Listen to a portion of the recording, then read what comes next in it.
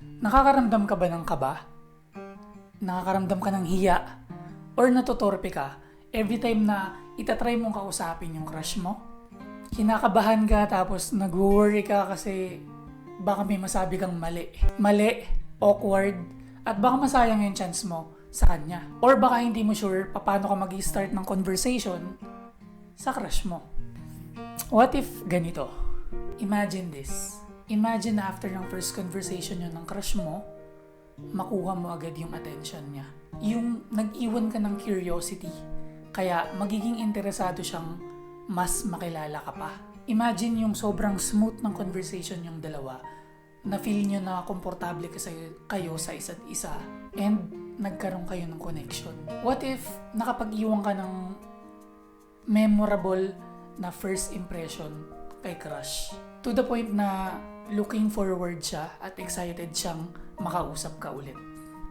Pero wait lang, huhulaan ko yung iniisip mo. Nakakatakot kasi feeling ko mapapahiya lang ako. What if hindi siya interested kausapin ako? Hindi ako good sa pag-start ng conversation. Feeling ko mapapahiya lang ako. Feeling ko magkakamali lang ako. Alam mo, I feel you. Kasi naging ganyan din naman ako. Dinadaanan talaga natin yung mga ganyang situation.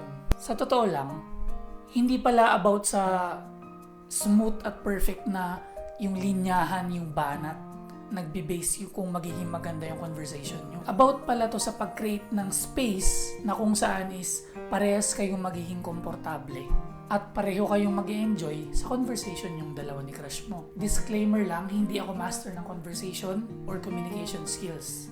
Kagaya mo lang din ako na nadaanan yon, kagaya mo rin ako before na naghanap ng way para maging confident sa sarili ko at maging confident na magsalita at makipag-usap. Kaya nag-start ako maghanap ng mga sagot sa mga ganong problema. Kaya isi-share ko sa'yo yung natutunan ko kung paano may enjoy yung conversation sa kahit sinong tao. Siyempre lalong-lalo na sa crush mo.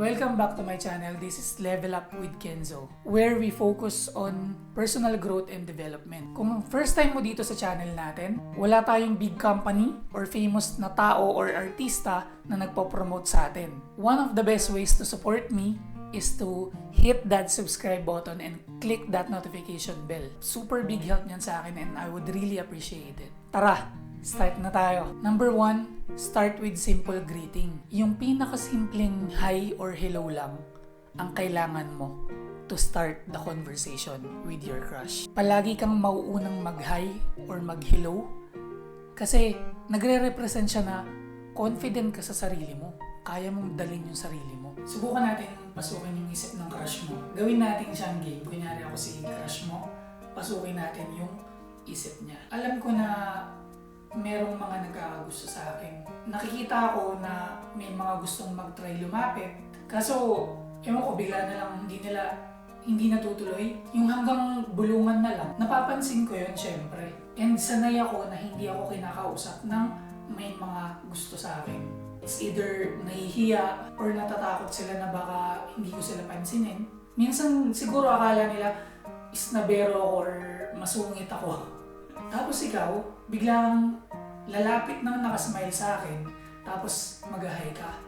Siyempre mapapasmile din ako. Nakakatuwa ka kasi it takes guts and confidence para mag-hi at lumapit. Kung ako yung crush mo, papansinin kita. Kakausapin talaga kita. At magiging memorable sa akin yung first conversation natin kasi yun yung magiging first impression mo sa akin. Number 2, ask open-ended questions. Tanungin mo siya sa mga bagay na interested siya. Sports, hobbies, games, movies, books. Kasi pag tinanong mo siya, ibig sabihin nun sa kanya is interested kang malaman yung mga gusto niya. It means interested ka sa kanya at gusto mo siyang mas makilala pa. Pasukin ulit natin yung isip ng crush mo. Sample na lang natin ako ulit yung crush mo para mas madaling isipin at maintindihan kung ano ba yung nasa isip niya. Kung ako yung crush mo, I think ang sarap sa pakiramdam ko kasi bakit? Finally, meron ng someone na possibly na makilala ko yung totoong ako at yung personality ko. Kasi sa totoo lang, kagaya mo lang din naman ako eh. Nag-aantay lang ako ng taong kakausap sa akin, ng taong makikipagkaibigan sa akin at magiging komportable sa akin. And alam mo, deep inside, thank you. Thank you kasi nag-try ka. Thank you kasi lumapit ka sa akin. Number 3, compliment genuinely. I-observe mo muna siya before ka lumapit sa kanya, before ka mag-approach sa kanya. Tingnan mo siya from head to toe. Tingnan mo yung bag, yung shoes, yung hairstyle, makeup, nails. Yung small compliment is indication ng nakita mo siya at nagbigay ka ng attention sa kanya. Kung crush mo siya, syempre araw-araw mo siyang nakikita. Nakikita mo kung ano yung mga bagay, like bago ba yung sapatos niya, bago ba yung uniform niya, bago ba yung damit niya, yung polo niya, yung pants niya, bagong gupit ba siya, di ba? So before ka lumapit sa kanya, meron ka ng something na i-compliment sa kanya. Kaya alam mo na agad yung sasabihin mo before ka palang lumapit. Let's say for example, "Hi crush, ang cute ng gupit mo. Bagay na bagay siya sa'yo." Siyempre, kung ako yung crush mo, ang sarap naman sa feeling nun. Nag-hi ka na sa akin, kinompliment mo pa yung hair ko na akala ko hindi bagay. Kaya thank you. And it shows na nakikita mo ako at nagbibigay ka talaga ng attention sa akin. Kaya super thank you. And alam mo, ang ganda ng smile mo. Mag-smile ka palagi. O diba? Possible na pati yung crush mo, i-compliment back ka din. Siyempre, masarap din sa feeling mo yan, diba? Number 4, use body language. Smile. And i-maintain mo yung eye contact. Ito yung pinakasimpleng way para makita niya na nakikinig at interested ka sa sinasabi niya. Stand up straight. Iwasan mo yung mga kakaibang galaw. Mag-focus ka lang sa kanya. It shows confidence and interest sa kanya. May something sa body language or yung pagkilos or paggalaw ng katawan natin. Nakikita natin kung tinatamad ka, kung tinatamad siya, naboboring siya, wala siya sa mood. And alam mo yung good thing, nakikita rin natin kung masaya siya. Nakikita natin kung good mood siya, kung open ba siya at approachable ba siya that time. Kung kailangan niya ng kausap at mukhang mag-i-enjoy siyang makausap ka. At the same time, mukhang magiging komportable kayo sa isa't isa. Sample ng pinagkaiba ng good and bad body language, di ba? For example, lumapit ka sa crush mo. Nakaganyan ka. "Hi crush, ang cute ng gupit mo ngayon. Bagay sa'yo." Versus, "Hi crush, ang cute ng gupit mo. Bagay sa'yo." Doon palang makikita mo na yung body language ng good tsaka bad, di ba? Ang layo ng pinagkaiba. Kaya sobrang importante ng body language natin. Being authentic is yung pagiging totoo mo sa sarili mo. Hindi yung magpapanggap ka para ma-impress lang yung ibang tao. Kaya please, wag mong gagawin yung mga bagay-bagay na hindi naman talaga ikaw at hindi mo naman talaga siya ginagawa. Yung pagiging authentic is a win.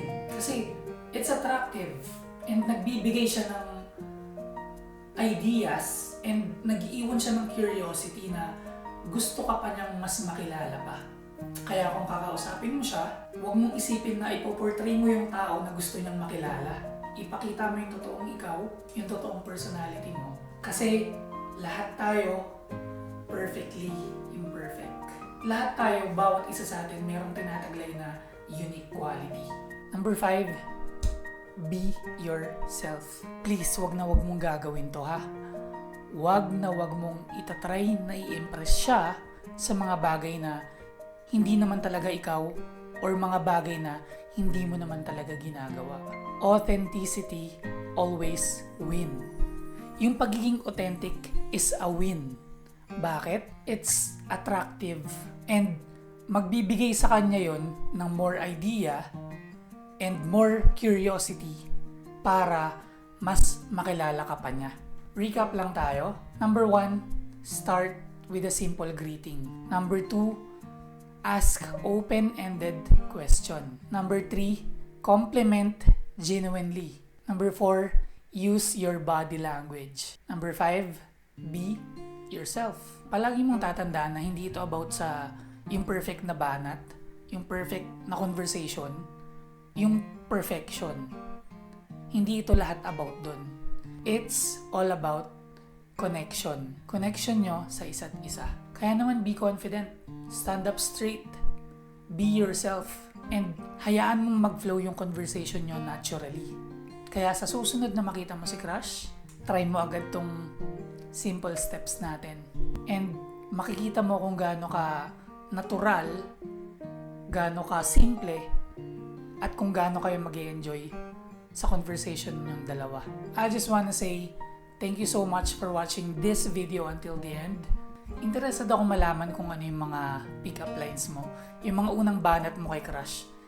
Lalaki man or babae si crush mo. Ano yung mga patama mo sa kanya para mapansin ka niya? Please let me know in the comments below. Sana hindi ko nasayang yung oras mo.